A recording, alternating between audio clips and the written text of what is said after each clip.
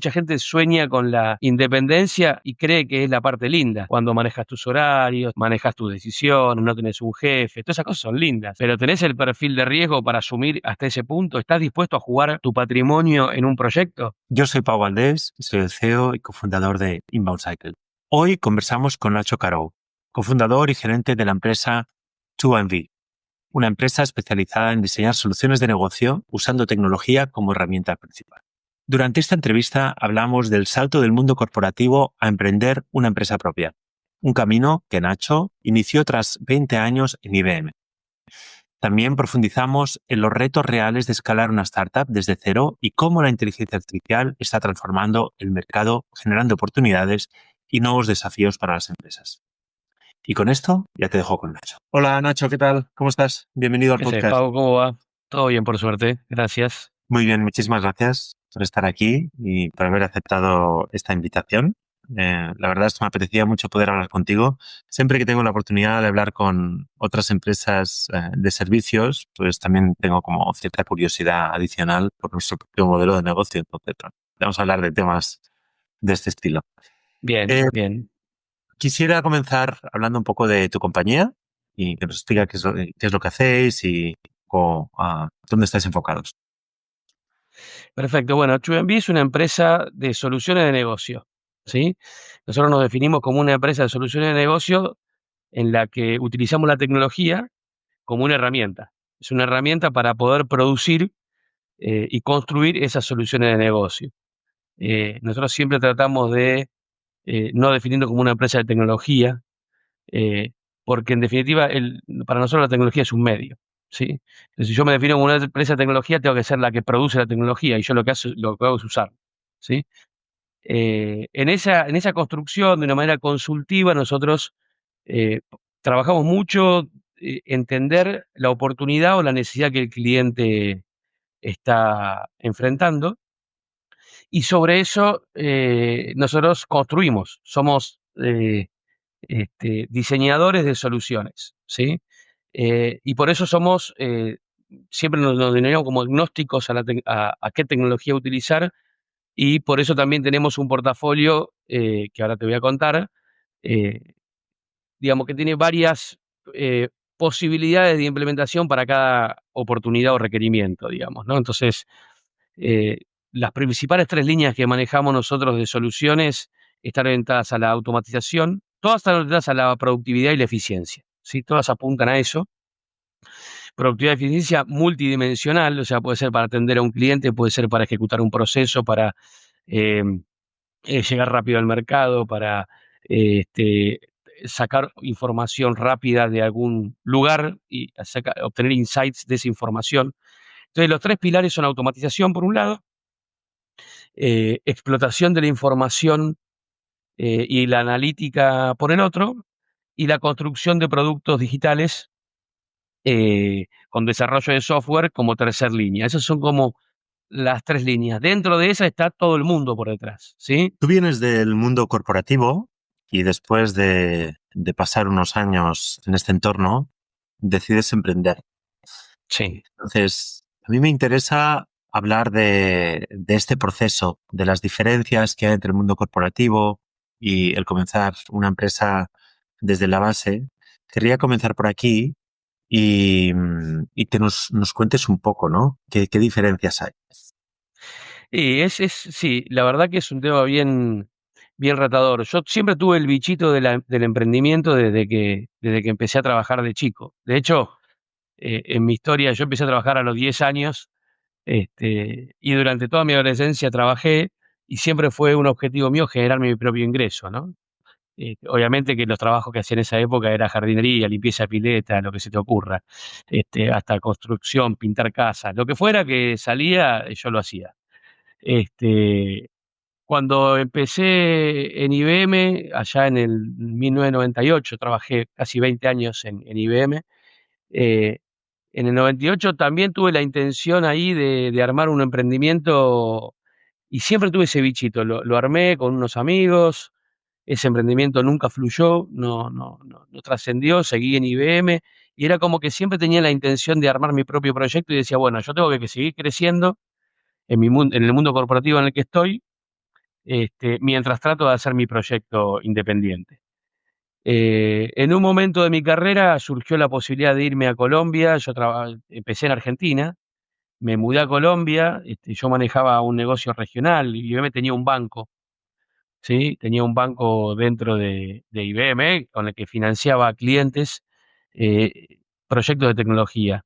Eh, bueno, se dio que era necesario o era conveniente que yo me mude a Colombia con esa función regional. Yo manejaba varios países de Sudamérica, todo lo que era habla hispana menos Brasil, y me fui a Colombia con mi familia, y la verdad que llegué, fui por un año, con opción de 2 y me quedé 11. O sea, fue todo un sacudón divino, o sea, una experiencia espectacular. En Colombia encontré un montón de gente amiga, me hice muchos amigos, se dieron un montón de situaciones y durante los primeros 2 3 años se fue consolidando toda la parte del negocio financiero y me fui mutando y cambiando a otras líneas de negocio en IBM, ¿no? Como ejecutivo, ya como gerente de áreas, lideré el área de software, lideré el área de consultoría, pero en el medio surgieron negocios y yo empecé a hacer emprendimientos personales, en el agro, en cosas que no tenían nada que ver con tecnología. Finalmente, digamos que en algún momento me picó ese bichito y yo decía, bueno, quiero tener una empresa, quiero dedicarme a esto y dedicarle el 100% de mi tiempo a una empresa, ¿no? Mía, mía, que sea mía con mis socios, o sea, una construcción de cero. Este, y en el 2016 empezamos a ver esa opción de crear una empresa y la verdad que la fuimos diseñando, la fuimos amoldando, la fuimos estructurando y éramos 4 socios, ¿sí? En algún momento llegamos a ser 10 personas interesadas alrededor de toda esta comunidad que pensaba armar una mega multinacional, y al final nos quedamos 4 socios. Y en algún momento de octubre se hizo una salida de IBM, un acuerdo con IBM, una salida que nos permitió crear esta empresa a los 4 y la creamos la empresa a los 4 y claro, habíamos hecho un montón de planes y cuando entramos y ya el primer día que nos sentamos, bueno, ahora ya estamos acá, 100%. Y entonces, bueno, yo voy a hablar con yo voy a hablar con empezás a construir de la nada, ¿no? Entonces, del portafolio que pensamos que íbamos a consolidar, quedó la mitad, lo cual es muy bueno porque que quede la mitad es un montón. Y nuestro foco en ese momento era, bueno, vamos a enfocarnos en clientes y no en plataformas. Esto que te digo, ¿no? De construir algo para los clientes. eh, y bueno, en el camino va dando sus tumbos y de repente de los 4 quedamos dos socios porque los otros o no le gustó el mundo independiente o no se sintió cómodo en ese ecosistema o no le dio el presupuesto, porque obviamente vos cuando empiezas un proyecto tenés que pagarte tu propio sueldo. Nosotros tuvimos casi 2 años y medio subsidiando la compañía porque cada plata que entraba era para la compañía, o sea, vendíamos, pero todo quedaba ahí. Poquito era para nosotros, era subsistir, era construir. Y bueno, vas ganando un cliente, vas ganando 2, te vas ganando la confianza, vas haciendo las cosas bien, te encontrás con problemas, te encontrás con que la estrategia que decidiste para implementar no era la correcta, el cliente está molesto, tenés que resolverlo, te queda flujo de caja negativo, cómo sostengo un equipo para dar todo ese tiempo. Antes vos, ¿qué tenías que hacer? Hablando de tu pregunta. Hice toda esa introducción para llegar a estos puntos. Antes vos llamabas a un director tuyo y le decías, necesito ampliar el presupuesto de este proyecto porque si perdemos este cliente, es un daño para la compañía pero acá no tenés a quién llamar, tenés que ir a buscar un banco, tenés que ir a vender algo tuyo para sostenerlo. Eh, Tal vez la idea es la misma, la idea de sostener al cliente es la misma, pero la complejidad de hacerlo cuando sos una startup es otra. O sea, sobrecostear un proyecto $40.000 para una compañía como IBM es, te pido una aprobación y te dicen, bueno, te doy 6 meses más de presupuesto y a lo sumo perderás plata, pero no perdés un cliente. Acá tenés que hacer una ingeniería infernal porque la capaz que facturaste 40.000 y estás perdiendo 40.000. Entonces, una startup que tiene 3 personas, 4 empleados, tiene que ir a construir eso. Entonces, ¿a quién le preguntás? ¿Con quién convalidás la viabilidad? ¿Te arriesgás? Hablando de en un momento me hablabas de riesgos. ¿qué riesgo asumís? Y bueno, voy y pido un préstamo a un banco y sostengo y veo si eso lo cobro y después el cliente me vuelve a dar negocios y lo recupero, porque aparte muchas veces es el riesgo de perderlo, aunque sostengas y entregues, es muy alto, porque un cliente va a volver a confiar en vos después de ese problema. Eh, pero se da, o sea, se da que vos lo lográs, encontrás la manera, vendés un bien tuyo, sacás un préstamo de un banco, sostenés la estructura, los empleados empiezan a ver que vos respondés, el cliente ve que vos, a pesar de que te cuesta, sacás adelante y el cliente al final te das cuenta que valora eso porque te dice, te dice, bueno, te voy a dar otra oportunidad porque demostraste prestancia y demostraste compromiso, ¿no? Sí, te equivocaste, reconociste el error, que es muy importante, y lograste. Entonces, uno como ejecutivo de una multinacional vive muy distinto un escenario y otro. Entonces, el estilo es otro. La forma en que te comunicas con el cliente es distinta. Vos en IBM no vas a mostrar una debilidad. Acá tenés que mostrarte fuerte, pero también tenés que ser realista con el cliente y decirle, mira, yo voy a hacer esto. ¿Sí? O sea, tenés que. Hay ciertos puntos que se comunican distinto, que vos los soñás distintos, los pensás distintos, los discutís con tu almohada, con tus socios. Y bueno, todo eso es un cambio muy profundo, porque no cualquiera es capaz de liderar los dos tipos de compañías. Y lo digo porque es importante que la persona que escuchen diga, bueno, ¿qué perfil tengo yo, no? ¿Soy capaz de llegar a ese punto? ¿Estoy dispuesto a asumir esos riesgos? Mucha gente sueña con la independencia y cree que es la parte linda, cuando manejas tus horarios, teóricamente, ¿no? Manejas tus decisiones, no tenés un jefe, todas esas cosas son lindas, pero ¿tenés el perfil de riesgo para asumir hasta ese punto? ¿Estás dispuesto a jugar tu patrimonio en un proyecto? eh, Tenés el perfil, vas a sobrevivir al estrés de que de repente no tenés plata para temas de tu familia y tenés que ir a buscarlo, y priorizás la compañía y cuando la compañía tiene un poquito de plata decís, bueno, ¿qué hago? ¿Cancelo una deuda que tengo personal con eso, o la dejo en la compañía para seguir construyendo más capacidades? Yo veo mucha gente que hace emprendimiento y de repente al año ya es rico. Es rico, pero capaz que a los años perdió la compañía, ¿sí? Eso es un reto. Y eso te hace y es distinto, porque vos en una multinacional no tenés esos problemas. O sea, podés mantener o no el trabajo, podés llegar o no a los resultados, pero vos no sos el que va a fundir a una compañía ni el que la va a sostener. Vos sos un eslabón más. Y por más importante que seas en esa compañía y que llegues a ser el gerente general de la compañía, nunca vas a ser el dueño, nunca vas a sufrir eso, ¿no? Entonces, el estilo es distinto, la forma en que aprendés es distinto, y cuando tenés que reconstruirte, lleva tiempo, reconstruirte lleva mucho tiempo. Ya vos no discutís con empleados. O sea, hay una parte que discutís con tus empleados, pero, por ejemplo, vos, como líder de una organización, el tener socios hace que todos sean iguales, ¿sí? Podés tener un voto más o un voto menos con porcentajes, pero al final todos estamos para lo mismo. Entonces, la discusión con un socio no es lo mismo que con un gerente de una compañía multinacional. Entonces, cuando al final muchas veces no llegás ni siquiera a un acuerdo. ¿Cómo manejás ese estrés, esa crisis de no llegar a un acuerdo con un socio?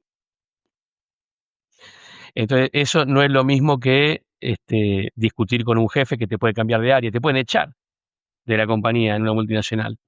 Pero acá no puedes echar a nadie, che, te voy a echar, o los socios te quieren echar a vos porque estás en desacuerdo. No, tenés que encontrar soluciones. Entonces, todo eso hace que tu estilo de liderazgo, la forma de conducir una compañía, la forma en que tomas decisiones, los parámetros que usás para tomar esas decisiones, son muy distintos. Y bueno, no siempre se logra, ¿no? Nacho, hablemos ahora en este proceso de pasar de la corporación a una compañía propia que fundas y que empiezas a hacer crecer, de las diferentes etapas, ¿no? ¿Qué etapas has vivido y quizá cómo las has vivido, ¿no? Ha habido momentos diferentes, o sea, una compañía que empieza desde cero vive muchos retos inesperados, Todos. ¿no? Entonces, Hmm. habla de estos ciclos de crecimiento y cómo más o menos los organizas en Y tu lo que pasa es que una compañía que nace de cero, nace de cero. No tenés inicialmente ni una cuenta bancaria. Imagínate, por ejemplo, estrategias de ventas que para la compañía o procesos. No tenés un solo proceso escrito. No tenés un contrato para firmar con una empleada. Tenés que construir todo de cero, todo de cero. Y eso cuando la compañía nace, bueno, tenés una lista de cosas para hacer. Bueno, ¿cómo voy a firmar los contratos con los clientes? ¿Cómo voy a armar mis propuestas? Vas construyendo, construyendo y vas armando una base de conocimiento. En la medida que vas siendo exitoso, ya te conté un poco cómo es la vida de los primeros años. Los primeros 2, 3 años son esa montaña rusa de que un proyecto te lleva al éxito y te sentís el mejor del mundo, y ese mismo proyecto te lleva al fracaso porque es único. Y de repente viene el segundo, y de repente viene el tercero, viene el cuarto y viene el quinto. Entonces, esa es la etapa de cuando, viste, de salís a festejar cada cliente, cada negocio. Es como todo te va construyendo. Entonces, hay clientes que te van obligando a formalizar ciertas cosas porque son clientes, nosotros tenemos clientes grandes en general, ¿no? O sea, clientes como, no sé, la petrolera más grande la petrolera de Colombia, los bancos más grandes de Colombia, las telcos, ¿sí? Esos clientes te obligan a tener procesos y vos tenés que ir adaptándote, y de repente tu naturaleza es comercial, tu naturaleza es voy a vender, voy a romperla, voy a traer negocios, y por detrás te empiezan a hacer auditorías. Che, ¿y cómo estás con seguridad en el trabajo? Y vos decís, ¿qué? ¿Qué es eso? Uy, pará. Bueno, cuando te creás como compañía ahí dentro, ¿no? O sea, voy a crearme como proveedor de ellos y te empiezan a hacer preguntas, entonces de ahí mismo vos sacás cosas que tenés que hacer. Ah, bueno, muchachos, tenemos que crear esto porque estoy cumpliendo que tengo estos procesos, los tengo que tener y tengo que ejecutar. Vas haciendo todo eso y después te auditan. Entonces dicen, sí, estás cumpliendo un 80%, un 70%, un 50%. Y tenés que ir armando una estructura que se va haciendo a la medida de tu crecimiento. Entonces la compañía los primeros 3 años es una vorágine total. Del año 3 al 5, de repente, si lograste pasar esa primera vorágine y el flujo de caja te lo permitió y pagaste todos los impuestos a tiempo y nadie te tira abajo, sobrevivís y seguís adelante. Y seguir adelante ya empieza a ser formalizar, porque ya tenés, en vez de 5, tenés 20 empleados. En un suspiro pasaste de 5 a 20. Entre el año 3 y el año 5, te estoy hablando de mi experiencia. De repente hay clientes, hay personas que te van a hablar de que pasaron de 0 a 100 empleados en un solo contrato. Nosotros fuimos construyendo un portafolio, como te digo, no somos una fábrica de software que de repente me contrata a 100 personas. Entonces, si bien tenemos algún modelo de fábrica y entregamos servicios de ese tipo, nuestra naturaleza es más hacer proyectos, por lo que te decía de nuestra visión de diseño, ¿no?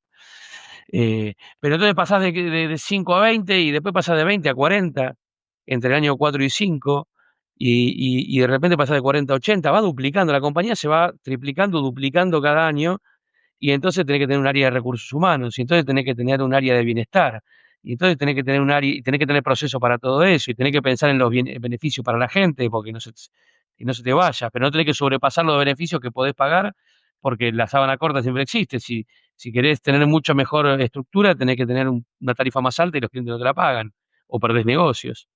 Entonces todo eso es una gelatina que se va produciendo hasta el año 5, y el año 5 en nuestro caso, llegó el punto donde maduramos un montón, teníamos un montón de cosas hechas, un área de servicios, una PMO que lideraba, ¿sí?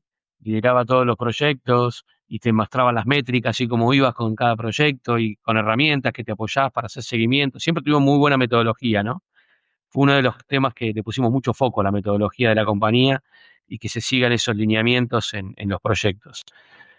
Y entonces te empezás a estancar. O sea, decir, si yo soy capaz de crecer mucho más con esta forma que tengo de trabajar, tengo que definir, nosotros somos, bueno, en el medio, no te conté, en el medio de todo el proceso entró, fines de 2018, 2019, entró un socio nuevo, éramos dos y entró un tercero que por suerte vino a aportar un montón, y ya éramos tres, con lo cual es bueno ser tres, porque siempre como que todo se polariza más, ¿no? O sea, permite mejores discusiones, este, tiene muchos retos también, y en el caso mío como gerente de la compañía, muchas veces el liderazgo es complejo cuando somos tres socios, porque de repente hay dos que tienen más peso que tu posición. y vos como líder ya dejás de ser el que toma la última decisión y tenés que ver cómo alineás que eso fluya hacia un bienestar de la compañía y a veces ceder espacios políticos en ese contexto. O sea, se va dando mucha transformación, pero bueno, finalmente eso ocurrió y los últimos años, siendo tres, este, fuimos construyendo y viendo y empieza a haber opciones, ideas nuevas, ¿viste? Y la compañía en estos 3 años ha crecido, pero ha crecido mucho más lento, prácticamente, comparado con las tasas que uno veía cuando los primeros 5 años, ¿no? Y entonces decís, bueno, pero ¿cómo hago para volver a crecer? Porque todavía soy joven. O sea, yo creo que la compañía todavía es una compañía que tiene que crecer exponencialmente, no puede crecer ahora como una multinacional 10, 15, 20%, tenés que crecer más.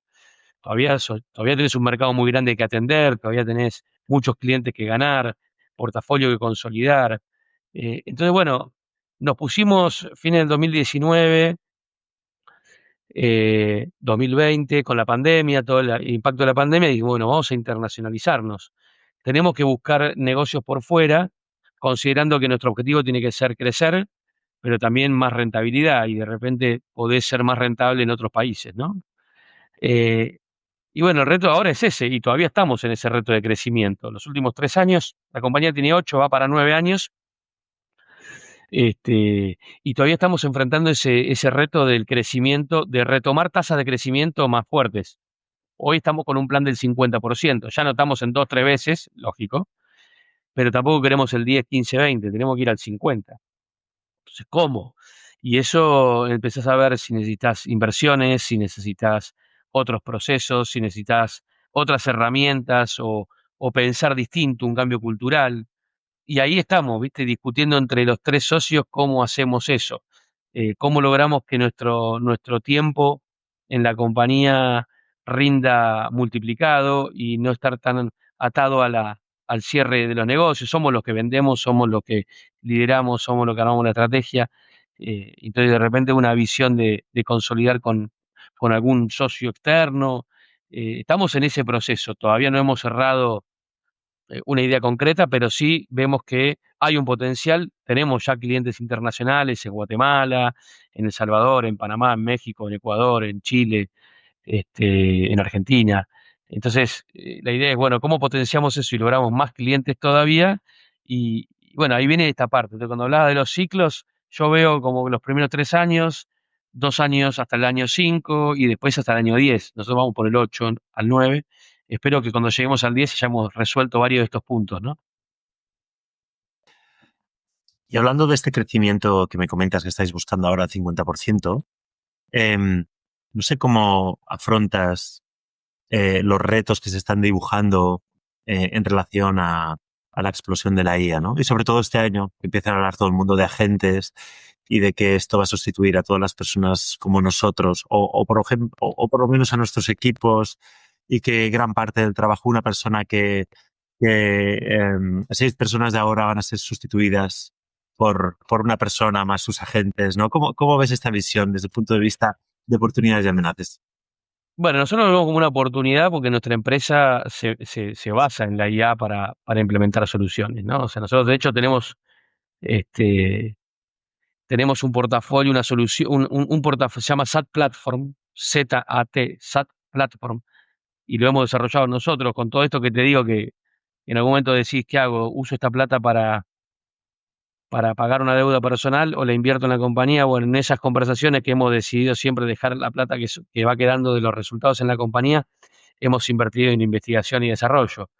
Y hemos desarrollado esta plataforma que tiene dos condimentos, ya tres líneas, digamos, de implementación donde la usamos en nuestros proyectos. Estamos viviendo esa productividad que genera la IA y la oportunidad que brinda, este, donde nosotros, por ejemplo, conceptualizamos, o sea, en un proyecto vos tenés que conceptualizar un requerimiento. Entonces el cliente dice, yo quiero lograr tal objetivo. ¿Sí? No hablar de casos particulares, pero quiero que no sé, quiero que mis médicos utilicen para sus diagnósticos y sus tratamientos a sus pacientes renales solo esta documentación y nada más que esta documentación y no se vayan de este libreto. Y bueno, entonces, ahí nosotros qué hacemos, bueno, hacemos toda una implementación, le damos una forma de comunicarse a los médicos con esa base, sin que tenga que leerla toda. Obviamente ellos la leen, pero a veces es infinita la información. Bueno, en este caso es finita. Pero, eh, pero son muchos documentos y de repente no tienen la posibilidad de acordarse del que leyeron hace un mes, ¿no? O 2 meses. Entonces, con una comunicación en el chat, lo que hace es entrar, bueno, vos le preguntás, le das todas las pautas de lo que tenés, de lo que hablaste con el paciente, algunos estudios previos que hiciste, y la IA va solo a esa documentación que están certificados los documentos y te trae el diagnóstico, te trae el plan de tratamiento y vos tenés que analizarlo nada más, ¿sí? Entonces, imagínate el tiempo que eso genera. Bueno, eso es un proyecto. Después nosotros, toda la documentación de la conceptualización de un proyecto, que es diseñar, por ejemplo, esto que te acabo de contar, implica un tiempo de diseño, documentación, historia de usuario, matriz de riesgo, qué bien, puede andar bien, qué puede andar mal, una arquitectura. Todo eso nosotros lo hacemos con un proceso que es la conceptualización. Y nosotros con IA armamos toda la conceptualización de todos nuestros proyectos. Que claro que después tiene que haber un juicio de experto, tiene que haber una customización, tiene que haber un ajuste de los prompts, donde vos tenés que ir actualizando y corrigiendo si te trae algo que no es lo que vos crees que es mejor, para que te lo adapte, te lo mejore, te lo ajuste. Y nosotros ahí ganamos de repente un proceso de conceptualización que nos llevaba 3 semanas, hoy lo hacemos en una. ¿Sí? Entonces, lo bueno que yo como empresa vendo proyectos, entonces yo, si tengo 100 personas en mi organización, con esto no saco personas, lo que hago es puedo vender más proyectos.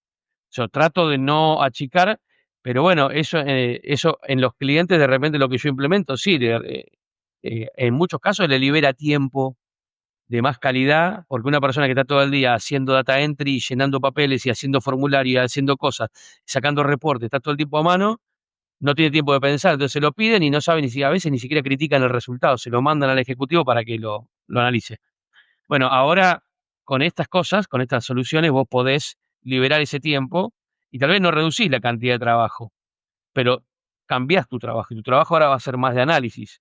¿Eso qué produce? Produce que hay gente que no está en condiciones de hacer la tarea que ahora necesito. No todos los empleados son capaces de analizar. Capaz que es muy bueno llevando y trayendo información, pero no es bueno analizándola. Entonces, capaz que tengo que cambiarlo de rol.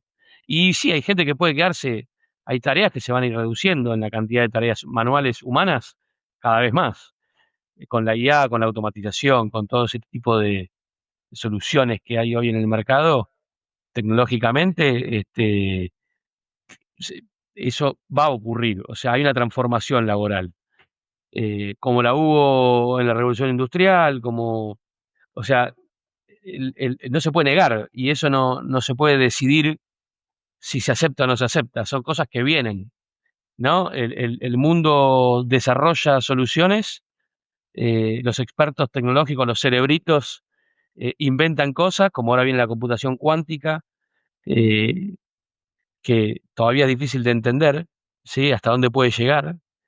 eh, y todo eso genera productividad y no se puede evitar, ¿no? Es como eh, cualquier industria, cualquier industria evoluciona y la tecnológica lo que hace es que permea a todas las industrias, porque todas se evolucionan con tecnología. Entonces, la IA claramente va a reemplazar actividades humanas. El punto es qué vamos a hacer los humanos con eso, ¿no? Muy bien, Nacho. Oye, muchas gracias por este espacio de conversación, aquí compartiendo tus experiencias y también esta visión sobre el mercado con la IA. Y bueno, nada, estás tu casa, estás invitado aquí siempre que quieras. Bueno, muchas gracias. Un placer.